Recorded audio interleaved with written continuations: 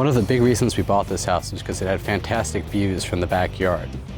Now, while the backyard is fairly small, it did need a lot of maintenance. So in order to start that, the first thing I really needed to do was cut the lawn.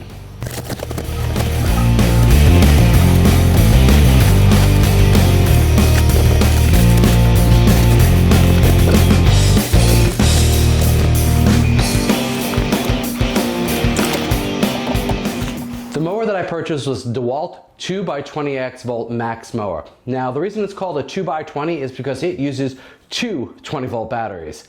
Now there's also a secondary mower which is in the 40-volt system. This is not that mower. This is the 2x20. This is also in the XR line. XR means extended range, which means it has better battery life. And the reason for this is it's a brushless mower. Now the brushless part of it is more efficient with the battery life and gives extra charge. But as you'll see, even with the XR rating, it still didn't have great battery life, but that was easily solved. Now, before we get started, I wanted to let you know I am very aware of the other reviews that are out there about this mower and how they complain about battery life and a few other things. But I kind of ignored those reviews because I had a very specific sort of circumstances for what I wanted in a lawnmower. Number one is I have a lot of other DeWalt tools, so I have extra batteries and extra chargers laying around the house. This makes it really easy for me to just swap in batteries from other tools, and I usually always have something charged. The second thing is I have a very small yard, so I didn't think I was going to blow through the batteries that even came with it. Now the mower comes with two 5-amp-hour batteries and one single charger. It does take a while to charge the batteries, but again, having other chargers, it wasn't that big of a deal. The third thing is, it's not easy to get to my backyard. The lawnmower itself is stored in my garage. However, to get to my backyard, you kind of got to pick it up and drag it all the way up the side of the house, which is almost a story above the ground level. So to do that, I got to go up some staircases, and to be honest, I need to do some work on these. They're not in the best condition, as you'll see in a little bit. And so portability was pretty important to me, so I wanted something light. And it's not a super light lawnmower, but it's definitely lighter than a gasoline lawnmower, and the fact that it's electric means I don't get grease and other kinds of oil and gas all over me when I pick it up. It also has two nice carrying handles. Now the mower itself folds in half, and I can use these two handles to carry this mower up the side of the house fairly easily and not slip on anything while I'm doing that. And I can mow the lawn and I can get back to my day. Setting the height on this mower is pretty easy. There's 5 different height settings, and there's only one lever. As you adjust this, it adjusts both the front and back wheels. So since this lawn is kind of out of control and pretty high right now, I'm going to start with the highest setting of 5. The batteries insert simply into this compartment, and since this is the 2x20, it takes 2 batteries.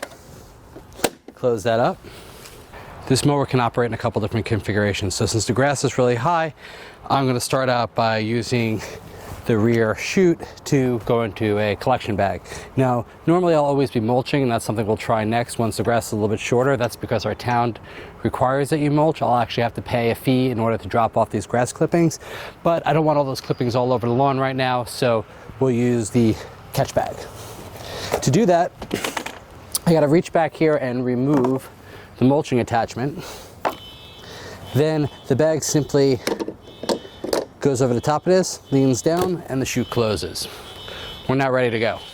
I am going to show you in fast motion me mowing the entire property, and you'll get an idea of actually how big my property is. Then we'll take a look at the battery, which is the major complaint on this mower, and see how much was left after I did it.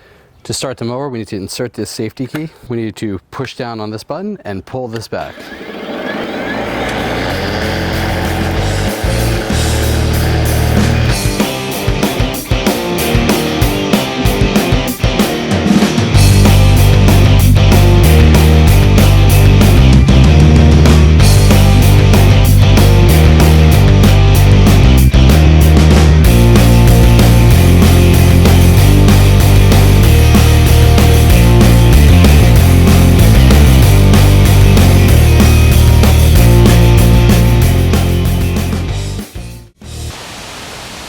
So I've been using this mower most of the summer, and it's been performing really well, but I've been using it with the bag. And the reason I've been using the bag is because, well, I've been trying to regrow the grass back here, so I've had to let it get kind of high.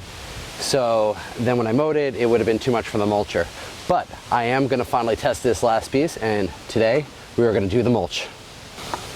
So now I'm going to insert the mulching attachment into the mower. You just open up the back and it slides in nice and easy. Then you just let this down and we should be ready to go.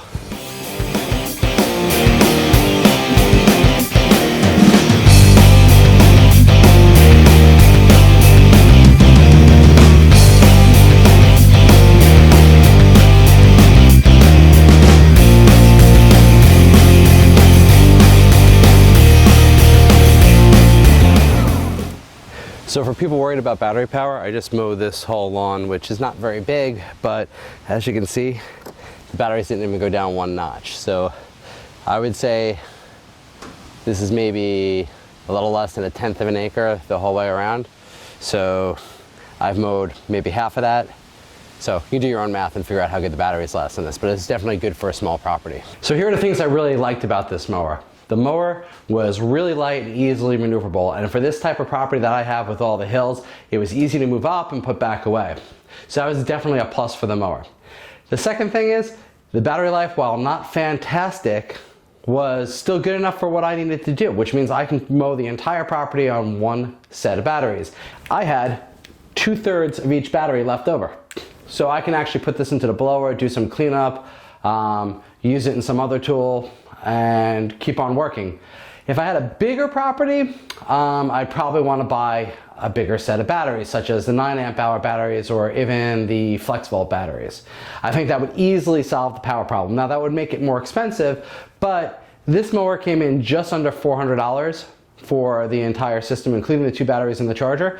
So adding a couple extra batteries or even 12 amp-hour batteries would probably add about another $200. So that would be about a $600 mower, and from what I've seen out there in the market, most of the good ones with good run life run about that range. And I'm perfectly happy having to purchase extra batteries if one day we buy a bigger house and I have a bigger lawn and I need that extra power. Now, if DeWalt wanted to make this a better package, they could easily have charged a little bit more and added in 2 9 amp-hour batteries. Another thing that would have been a really nice bonus would have been if they had put a dual charger in. With these 2 batteries, I gotta charge them one by one. So if it takes about an hour and a half to 2 hours to charge them on the fast charger, it's still 4 hours. So if I run out of batteries and I need to charge the 2 5 amps, and I didn't have other batteries laying around the house, it would be about 4 hours, 5 hours before I can go back and mow the rest of the lawn. So a dual charger would have been a really nice addition. All in all, I really like this mower. It's built super solidly. It's not made out of plastic. It has a metal deck. Everything about it seems really well built, and I've been using it all summer and I've had no problems. The bagging attachment that I used early on worked really well. When the grass was long, I was able to do that and throw that in the mulch pile, and I've been using the mulching attachment for the last month or so, so about 4 cuttings, and it's been working fantastic. I don't see any dead grass on the lawn, and now with the leaves starting to come down as we approach fall, it's been chopping up the leaves and some of the sticks really well, and I don't see those looking dead on the ground either. So it's a really good mower for what I needed to do based on the criteria I laid out in the beginning of this video. So if you have something similar to me, I highly recommend you go out there and test this out, see if you like it. I think it can do the job for a lot of circumstances. If you've been wondering about all these paint swatches behind me throughout this entire video, that is something I'm going to get to soon. But if you'd like to find out when we get to that video, please subscribe below and hit the little bell icon and we'll notify you when that video is up.